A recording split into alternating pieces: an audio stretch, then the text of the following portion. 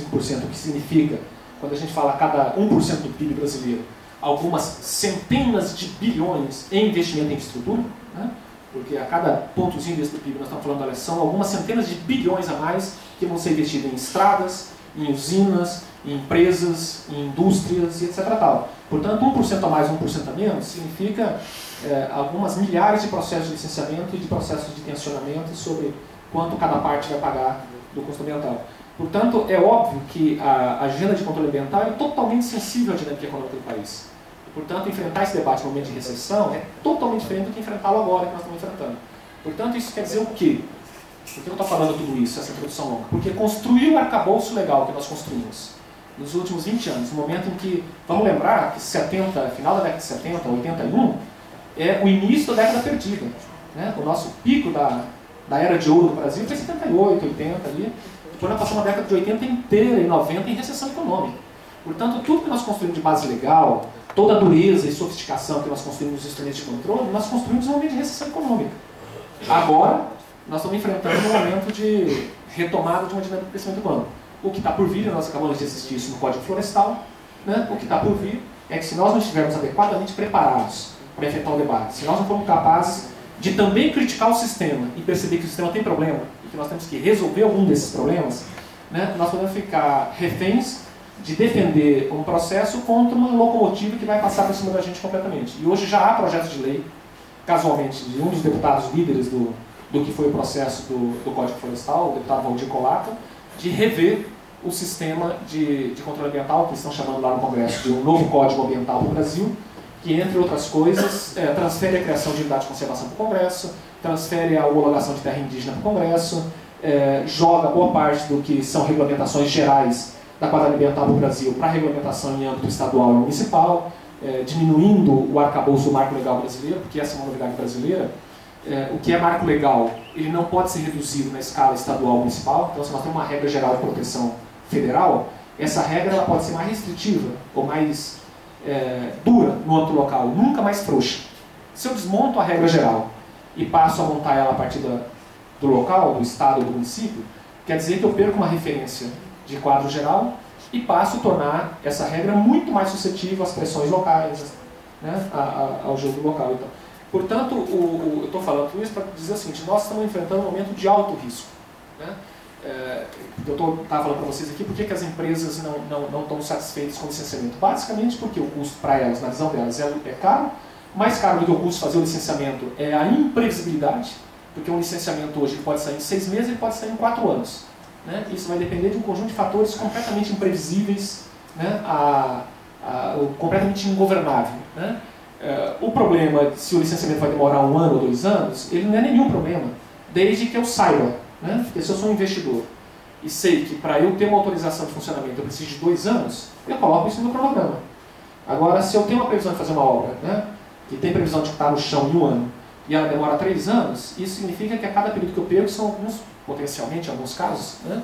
Vamos pegar Belo Monte, por exemplo. Cada semana que Belo Monte fica parado, é na casa das dezenas de milhões de reais que estão sendo internalizados com prejuízo, porque tem equipe mobilizada, tem equipamento construído e tal. Então, essa imprevisibilidade do processo, né, a insegurança jurídica que se gerou hoje no Brasil por conta de processos frágeis, mal estruturados, de legislações incoerentes e incompatíveis no âmbito dos Estados da União, em conjunto de problemas que são levados para o cesto, para o berço do licenciamento ambiental e que deveria estar sendo resolvido em outras esferas, tudo isso tem gerado insegurança jurídica, protelações, conflitos, tensionamentos que o setor rural, o setor ambiental, o setor, empresarial está hoje arrepiado com a agenda como o licenciamento no Brasil está estruturado. E há, portanto, uma forte mobilização de mudar isso.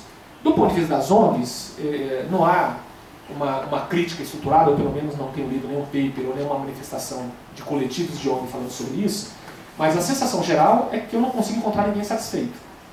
Né? Seja porque os processos são poucos transparentes, seja porque no final da conta todas as licenças saem, né? Por mais que a gente esperneia, cheia e tal, não sei o que, papá, com raríssimas exceções a gente tem visto alguma grande obra no Brasil que tenha deixado de ser tocada porque a licença não saiu. Então, negocia, tensiona, aumenta o custo, diminui as compensações, inventa algum mecanismo compensatório, regulatório, ajusta o projeto e, ao final da conta, 99,9% dos processos acabam tendo licença.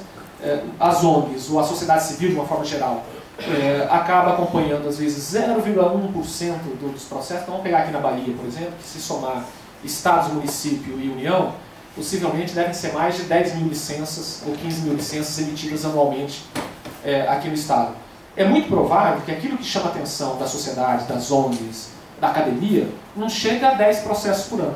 Eu duvido que, se vocês forem lembrar que o ano passado que a gente tenha discutido, que as ONGs tenham se mobilizado, que a academia tenha chamado a atenção aqui, que a gente foi fazer enfrentamento, talvez não tenha chegado a 10 processos. Porto Sul, Veracel, o que mais? Olhando de fora são as duas que eu lembro. Então, a FIOL, o que mais? 2 ou 3 empreendimentos e tal. Só que esses 2 empreendimentos talvez possam ser importantes, e de fato sejam relevantes pelo tamanho e tal, mas os outros 14.997 passaram sem que ninguém olhasse. Se a gente for estimar que são uns 15 mil mais ou menos, que saem anualmente aqui de processo de licenciamento.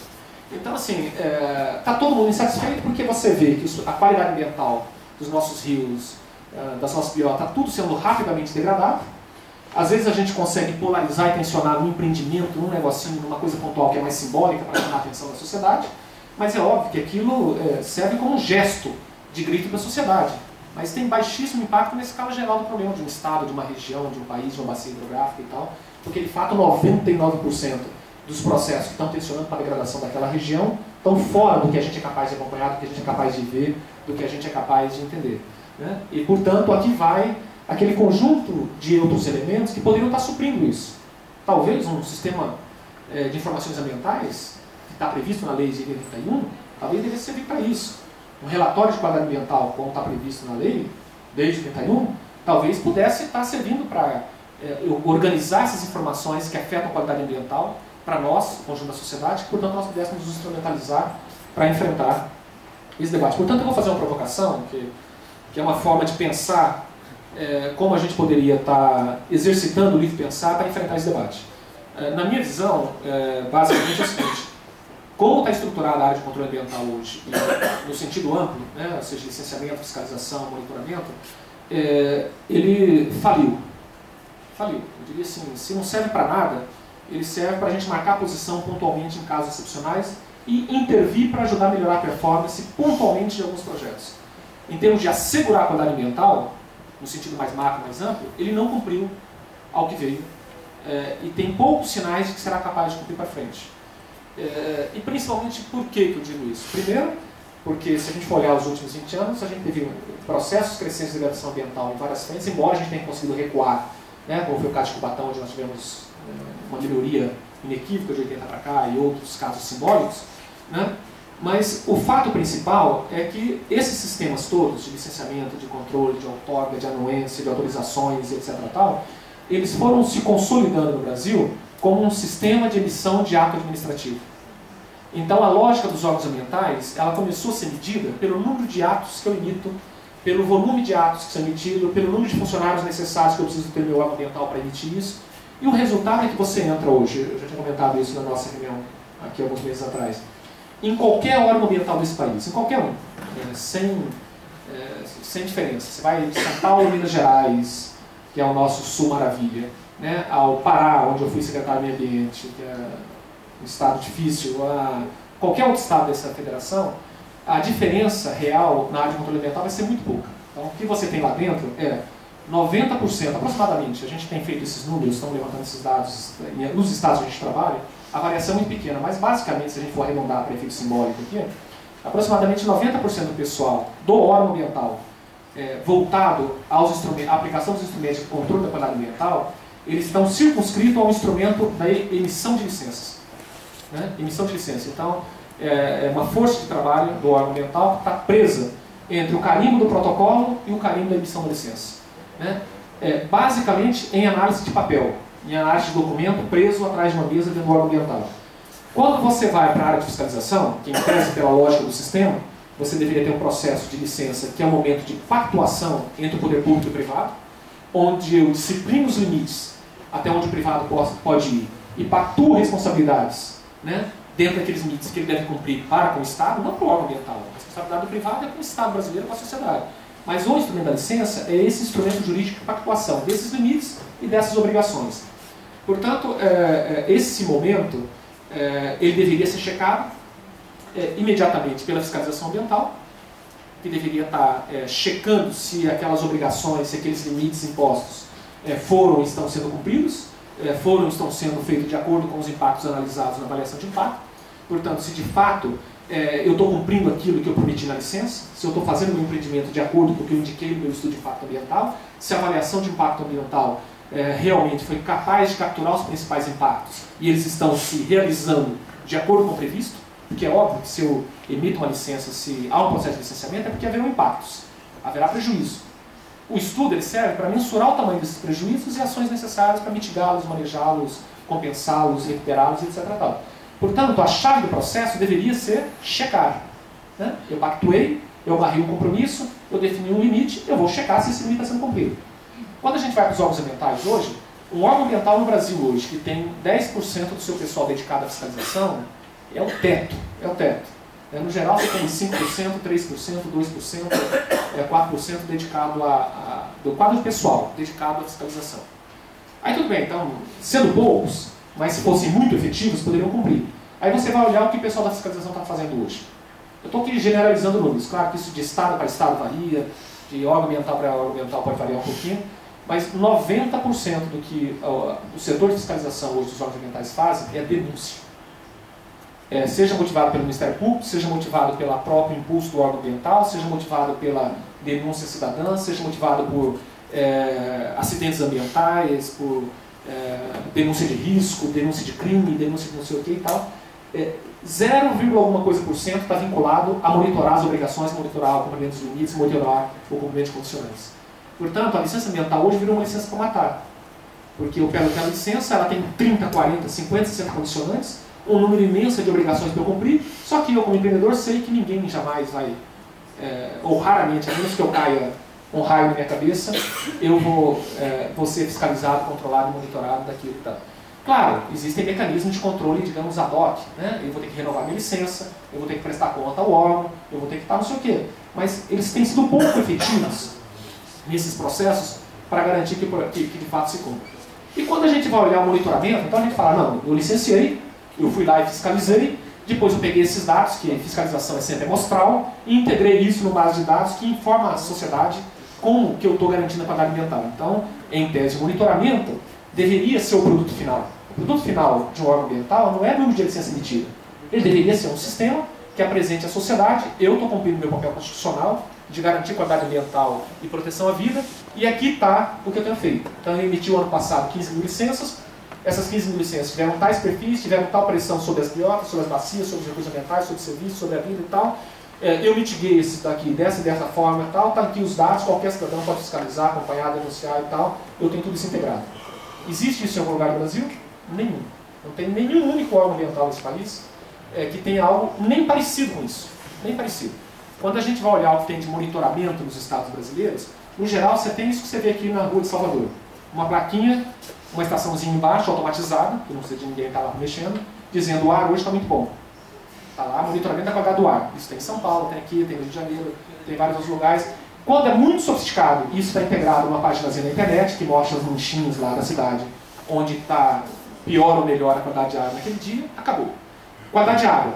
Meu estado, Mato Grosso do Sul, tem 20 anos de monitoramento de qualidade de água. Então você abre o site lá da SEMA do Mato Grosso do Sul, Rio Sul, tem lá todos os trechinhos de rio, vermelhinho, amarelo, verdinho, onde está bom, onde está ruim, onde está não sei o que e tal. O que a gente faz com aquilo? Zero. Nada. Está lá enfeitando o mapa e tal. Então, quando a gente diz que faz monitoramento, a gente faz monitoramento de índices pontuais de um atributo ou outro daquilo que seria a qualidade ambiental. Ou é o ar, ou é a água, ou é a balneabilidade, ou é não sei o quê. Geralmente motivado por alguma pressão localizada, pontual. Então, Salvador começou a incomodar a qualidade do ar, aí alguém vai lá e enche a cidade de monitoramento. A qualidade da água, porque os peixes estão subindo do Pantanal, então tem que montar uma rede para a gente assegurar o peixe e o turismo do Pantanal, então monta uma redezinha de coleta de dados para mostrar que a gente está monitorando e acompanhando a água da qualidade da bacia pantaneira. Quando você entra dentro do órgão ambiental, né, e fala assim, cadê o setor de monitoramento? Onde que está aqui e tal? Nos estados onde eu achei um setor de monitoramento e tal, no geral o setor de monitoramento é o setor que protege o secretário. Então tem um setor aqui que toda vez que o Ministério Público enche o saco, eu tenho uma equipezinha que prepara um relatório para dizer, olha, eu fiz as licenças, eu fiz tanta fiscalização, eu fiz tanto não sei o quê, eu verifiquei tanto e tal, consolido um relatóriozinho para entregar para o Ministério Público, para o juiz, para o governador, quando o governador acha que os processos não estão andando e tal. Monitoramento integrado mesmo? Perfeito. Monitoramento integrado a gente não vê. Então, a provocação que eu tenho feito é que, sim, se nós achamos que o que está aí não serve, né, o que a gente coloca no lugar? E como a gente coloca no lugar?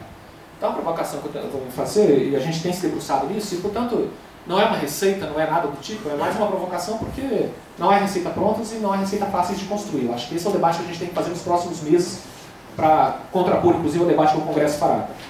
Na minha visão, é possível, com a lei que nós temos aí, pelo menos o marco geral, talvez para marco infralegal a gente tem que jogar no lixo um monte de coisa, mas o marco legal que nós temos, a Constituição Federal e a Lei da Política Nacional do Ambiente, a gente pode reconstruir o sistema usando esses marcos. Por exemplo, uma provocação, isso é só meramente ilustrativo. Se nós considerarmos que o nosso objetivo não é ter uma licença, mas é ter qualidade ambiental, talvez nós pudéssemos pensar num sistema a ser construído daqui para frente nas próximas gerações, vocês estão começando mestrados agora, que a gente pudesse, de fato, consolidar aquilo que a lei diz, nós temos que ter padrões de qualidade ambiental. Hoje nós temos padrões para NOx, nós temos um padrão para enxofre, para chumbo, não sei o quê, para coisa assim, ultra detalhada. Então, o diesel agora vai ter que estar tal concentração de enxofre máximo, ponto. Bem, mas aí, e o enxofre que está nos outros processos industriais? E o chumbo que está no nada? Eu peguei um setorzinho, fiz uma resolução programa para ele, o resto do problema, isso não foi me demandado ainda, eu não preciso enfrentar. Não. Talvez a gente tenha que partir do outro problema. Assim, eu não quero tratar o diesel pontualmente, eu quero tratar a qualidade do ar. A qualidade do ar em áreas, regiões metropolitanas que tem forte pressão de adensamento de automóveis, de indústria e tal, quais são os principais poluentes que fazem mal à saúde e como eu vou tratar esse conjunto de poluentes, como isso se rebate. Tal. Hoje não, hoje eu escolhi alguns. Então, o enxofre, o óxido nitroso, o outro tal, eu pego 2 ou 3 desses, faço uma resolução, isso, entendeu? No somar do processo, pouco adiciona. Talvez eu tivesse que, de fato, estruturar um conjunto de padrões de qualidade ambiental, associar a qualidade ambiental que eu busco. Esse processo deveria ter um baseline. Qual que é o nosso baseline hoje? Qual que era o nosso baseline na década de 70? De onde nós caminhamos de 80, 81 para cá com a Política Nacional do Meio Ambiente? O que a Política Nacional do Meio Ambiente ajudou a gente a proteger ou a reduzir perdas e danos? Ou, tal? Onde que está o processo? Então, talvez o que está lá na lei, que é a exigência ambiental de qualidade ambiental, pudesse ser um instrumento de gestão. Não um relatório, um livro para ir para o armário, mas um instrumento de gestão que define um baseline, que seja um instrumento, digamos, de constrangimento da sociedade para os gestores, para que a sociedade vire para o gestor e fale, olha, senhor secretário, o senhor assumiu aqui, tem 4 anos de gestão, senhor governador, e a meta do senhor é sair de 5% de área protegida do estado da Bahia para chegar a 15%. Né? Esses 15% que é obrigado, ou 10% vão pegar aqui, ou 17%, né, que é a obrigação da CDB agora. Esses 17% tem que estar distribuído X em Mata Atlântica, X no Cerrado, X na Caatinga, tanto em áreas marinhas, tanto não sei o quê. Portanto, você tem aqui um baseline atual, hoje a Bahia está desse jeito, e tem um desafio a se buscar. O zoneamento ecológico como interface entre a ação privada, a ação produtiva, a ação humana e esse conjunto de instrumentos normativos, né, ou de pactuação, porque mais do que normativo, um relatório de qualidade ambiental nesse nível, que ele parte do baseline e defina metas de chegada e tal, ele deveria ser processo de pactuação. Então, a gente, como por exemplo, a gente partiu na CDB de 10%, a última meta da Convenção de Diversidade das Partes era alcançar 10% dos ecossistemas no planeta, hoje nós alcançamos agora 17%, e portanto são metas que a gente vai repactuando na sociedade. Então nós podemos começar com metas mais ambiciosas e ver que a gente não é capaz de cumprir, podemos começar com metas modestas e na luta social, na dinâmica social, ampliar essas metas, mas o importante é que a gente tenha uma situação de baseline, de como está o nosso quadro ambiental e para onde nós queremos ir. Os instrumentos, licenciamento, monitoramento, criação de UC, plano de ação de espécie, seja o que for, deveria responder a isso.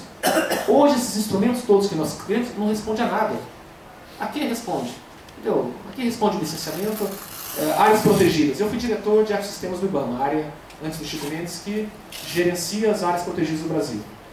90% das áreas protegidas que nós criamos no Brasil são áreas criadas na oportunidade. É quando você tem um presidente, um governador, uma janela de um ano que não é eleitoral, que você pode empurrar um processo que tem pouca resistência local, que os interesses contrários não se mobilizaram ainda, você empurra e cria unidade e tal. Está longe de ser um processo entendeu? Mais transparente, mais negociado, mais folgado, que a gente possa ir escolhendo onde são as áreas estratégicas para a criação. Portanto, talvez nós pudéssemos partir de baselines e de padrões de qualidade para processo de pactuação. Então, onde que nós queremos chegar em termos de quais são os instrumentos para se alcançar a qualidade ambiental, para se alcançar a proteção de biomas e ecossistemas frágeis, para alcançar a proteção de espécies ameaçadas ou críticas, para proteger recursos vitais à vida e à produção, como recursos hídricos, e, portanto, consolidar sistemas de monitoramento que, de fato, permitissem entregar à sociedade o produto que a Constituição pede. Porque um órgão ambiental existe para entregar à sociedade qualidade ambiental. Não para entregar licença, não para entregar anuência, não para entregar outorga, não para entregar hectares de área cercada com chacrete dentro. Né? Mas sim para proteger processos ecológicos em UCs, proteger qualidade ambiental em licenças e pactuações e outros e tal. Integração de políticas públicas em incidental e um sistema de informação nacional que pudesse, a despeito da nossa fragmentação federativa, né, da nossa divisão e autonomia dos entes entre Estado, Município e União, que a gente pudesse consolidar essas informações, porque o ambiente não se separa nos limites da política. Né? Portanto, há que se ter um esforço de coleção de dados e, portanto, o nosso produto final de um processo como esse deveria ser qualidade ambiental. E qualidade ambiental que possa ser traduzida ao cidadão. Portanto, se eu não sou capaz de, no final do processo, fazer com que o cidadão se sinta mais ou menos seguro com a minha ação como órgão de controle ambiental, eu não estou entregando aquilo que eu me obriguei na Constituição Federal ou na Lei da Política Nacional. Né? Porque eu chegar no final do ano e falar, esse ano eu criei 1 milhão de hectares de áreas protegidas, eu criei 10 planos de ação de espécie ameaçada, eu emiti 15 mil licenças, eu multei e autuei 12 mil infratores, eu prendi 10 mil passarinhos, soltei 10 mil passarinhos que estavam presos no tráfico de tal, eu prendi não sei quantos infratores ambientais, tal. Nada disso diz nada. Isso é muito, é pouco? Isso impactou, não impactou? Esses números não dizem absolutamente nada. E quando a gente tem algum órgão de meio ambiente um pouco mais qualificado nesse país, isso é o máximo que eles são capazes de entregar. Então, quando você pega estados um pouquinho mais estruturados, você pega um relatório de execução de uma secretaria no final do ano, quando ela é bem organizada, ela entrega isso. Esse ano eu emiti X mil licenças, eu consolidei planos de manejo de 10 unidades de conservação, eu criei mais 1 milhão de hectares, ou X mil hectares, eu fiz isso e tal. Isso não diz nada. Né? O que nós devíamos estar dizendo era o seguinte, o licenciamento ambiental, a criação de um C, a outorga, os instrumentos econômicos, etc., tudo isso que eu criei, eles são ferramentas. Né? Eu não posso um pedreiro chegar no final de uma empreita com... Peguei a casa do Pedro para fazer, o Pedro deu lá um projeto para mim, no final do processo eu cheguei para o Pedro e falei, Pedro, cumpri meu trabalho. Eu usei 30 serrotes, 10 martelos, 500 e tal, e pronto, o Pedro olha aquela lista de martelos, serrote, massa, pedreiro e tal, fala, legal, você fez um bom trabalho. Tudo isso é óbvio que esse não será o critério. Ele vai olhar para casa, olhar o projeto, que foi o baseline dele, e falar, olha, de fato, não me importa quantos serrados você usou, quantos serrotes, quantos martelos, se você usou 10 pedreiros, 5 pedreiros, 10, nada disso não importa. O que importa é que você cumpriu a meta que eu tinha colocado para você no projeto de ter uma casa com padrão arquitetônico, com a qualidade disso, com a qualidade de tal, e ela é condizente com o que eu esperava, e portanto é isso que eu queria que você me entregasse. O resto todo, no meio, os instrumentos todos que usou, se socou a terra-mão, se socou com tal, não faz nenhuma diferença para aquilo que de fato me interessa saber no final do processo. É o seguinte, eu quero ter uma boa casa, no padrão que eu pactuei com você, etc. Tal. Essa boa casa é o que os órgãos ambientais deveriam nos entregar. Nenhum órgão ambiental hoje é capaz de dizer se ele está entregando uma boa casa ou não. O máximo que um bom órgão ambiental hoje no país, do jeito que está estruturado, pode dizer é o seguinte, eu estou usando bons serrotes, eu estou escolhendo os melhores martelos que a gente tem disponíveis no mercado, eu só estou usando prego que não usou usa de trabalho escravo, eu estou não sei o que, assim, os mais sofisticados são isso. Né? Mas isso para nós não diz absolutamente nada. Eu acho que é esse desafio de reestruturar isso que eu acho que nós temos que pensar, e é para isso que eu tenho que provocar vocês hoje. Então, desculpa por não ser um processo mais estruturado, mas pelo menos a minha intenção hoje aqui era provocar um pouco vocês para isso. Como é um grupo que eu estou vendo aqui muito jovem, né, eu sei que a gente terá chance nos próximos 30 anos de consertar esse processo. Quem sabe daqui a 30 anos nós ainda estaremos por aqui para ouvir o que nós somos capazes de fazer. Obrigado.